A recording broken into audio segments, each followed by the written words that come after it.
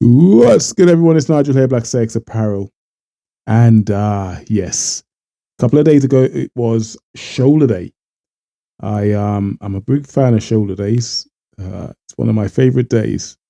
I tend to train shoulders on its own, but I believe I got in some biceps at the end, which I probably didn't record. But hey ho, it is what it is. But I started off as usual, hitting the dumbbell presses. Um, I generally start off doing my compound exercises, whether it be the dumbbell press or the barbell press. I make sure I get the solid heavy lifts out the way first before I move on to the non-compound exercises. And I started off at 40 kilos after warming up sufficiently. As you guys know who follow me on this page or on my site or wherever you follow me, I'm a massive advocate for warming up sufficiently before any session. And this was my second working set. So today I was working with sets of 10, starting from 40, moving all the way up to 44, I believe.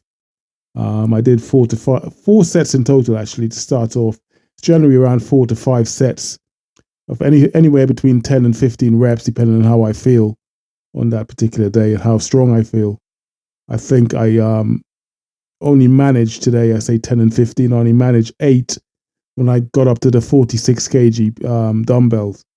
I wasn't feeling particularly strong. And you do have those days in the gym where, especially as you get older as well, you feel it a bit more, where you have days that you don't feel as strong as you do, say, the day previous or the week previous. That could come down to quite a few things, come down to how much you've rested, how much you've eaten, etc. Plays a huge part. And as I say, you do tend to recognize this as you get older. So for the guys and girls out there who are still training well into their 40s, 50s, 60s, 70s, and realizing that there are some days they feel a little bit more lethargic than others, that's quite normal. That's normal. That's part of the process.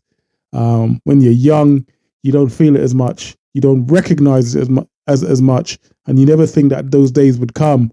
That you recognize actually you're more in tune with your body, and that's not necessarily a bad thing. Being in tune with your body, it tells you when to rest, when to sleep, when to take it a bit easy.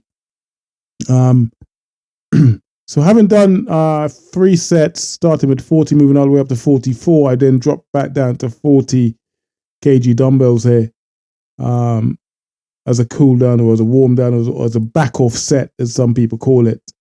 Mainly because I was annoyed I didn't get 10 reps on the last set. I believe I got 8.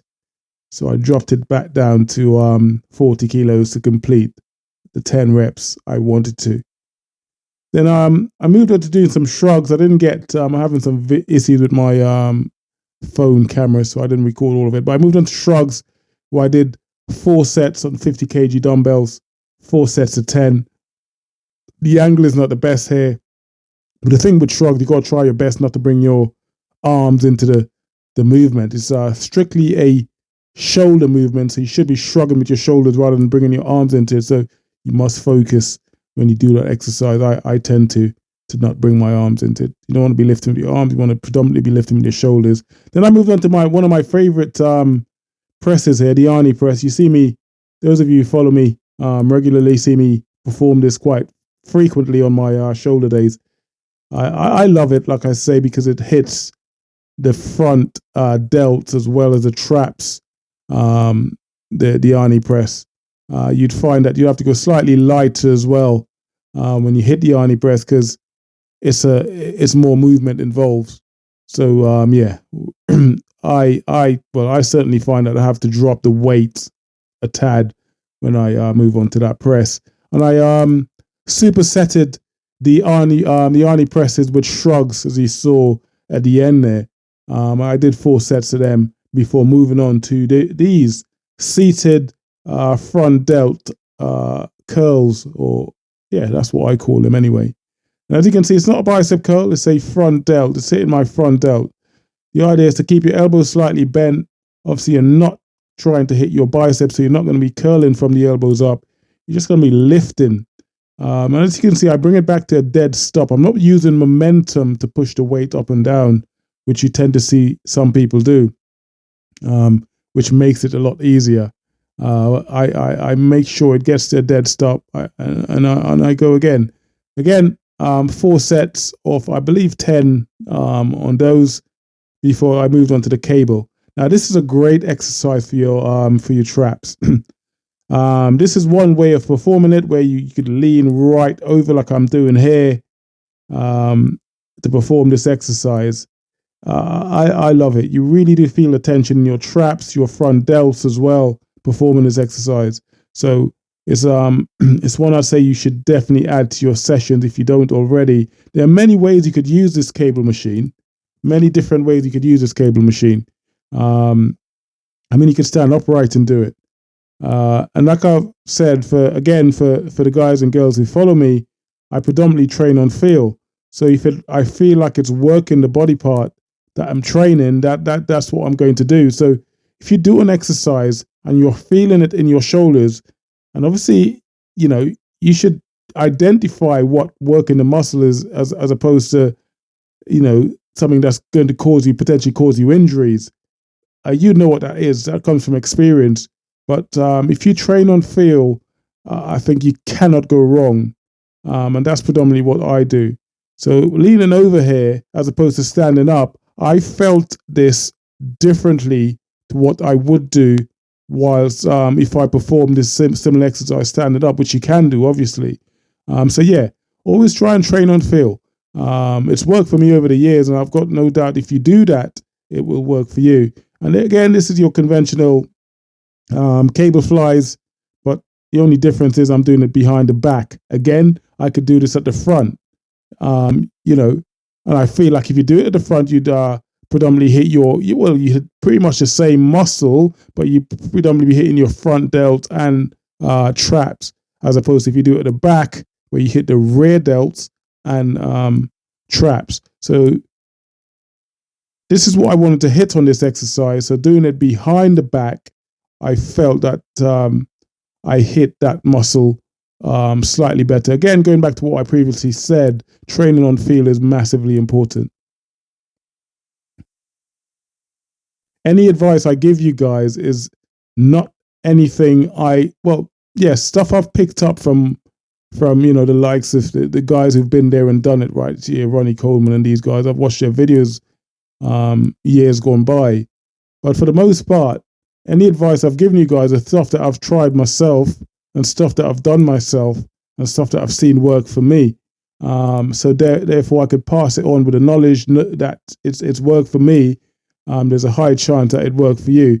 And this muscle building stuff is not complicated. I think a lot of people tend to overcomplicate what we do. There are so many guys out there giving you different advice and different tips.